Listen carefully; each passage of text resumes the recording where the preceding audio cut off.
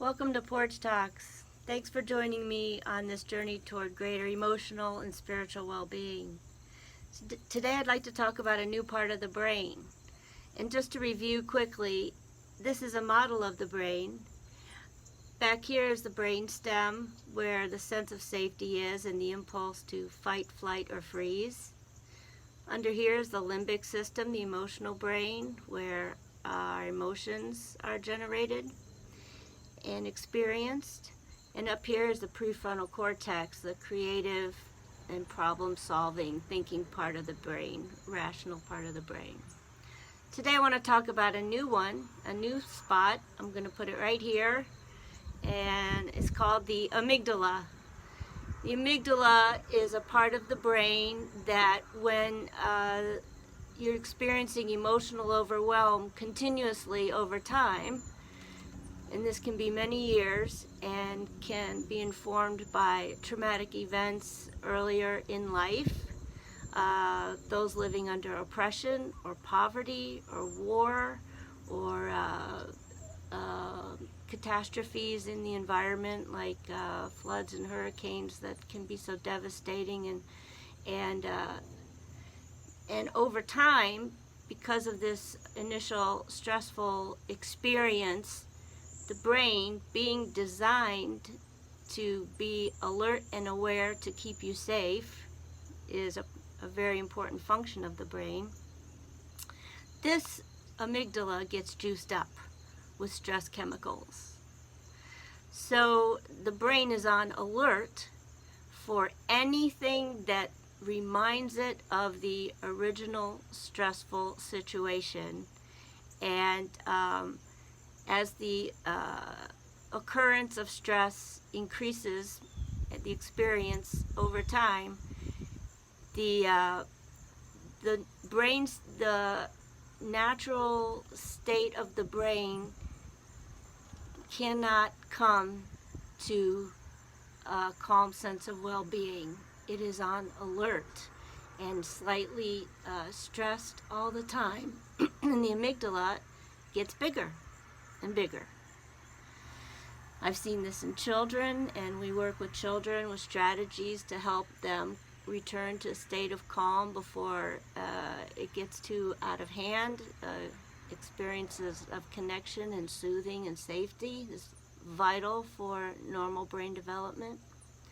And in the prison, when we worked with the gentlemen, we gave them strategies to help them de-juice from probably quite a long time of life experience under stress. So I'd like to share some strategies that you can use to help de-juice your amygdala.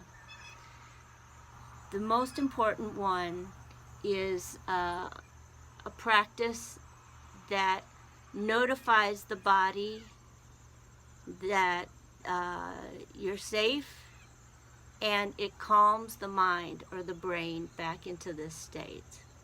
And that is slow, deep breathing. When you breathe, you actually calm the mind, the thinking, the thoughts that keep the brain on alert that something's going wrong here. And you notify the body that all is well. So the easiest practice that is often spoken about is meditation. Now you can forget everything you know about meditation and get to the essence of it, which would be slow, deep breaths, stillness, and that will increasingly over time still the thoughts in the mind, so that the intensity of the reaction of flipping the lid decreases. You begin to notice when you're flipping your lid, and you can catch it sooner with slow, deep breaths, statements to yourself, spiritual practices like prayer that says, I know you're with me, the universe has my back, God is with me, all is well. And this is a practice that happens over time to actually begin to flush out the adrenaline, the cortisol, and other things that are juicing up the amygdala. So there are other practices as well. Anything that brings you to a state of focus, creativity, that uses a different part of the brain as well. Artists call this being in the zone, when they're creating something and they're so focused and they're actually activating a different part of the brain, so they're not in a state of emotional overwhelm. That can help dejuice the amygdala. Taking walks, being in nature, sitting here on my porch with this beautiful view, as long as I'm also breathing in a relaxed and slow, deep way, not in an efforting way, but just in a gentle, slow, deep way, and enjoying the breathing. You can even do this in the car.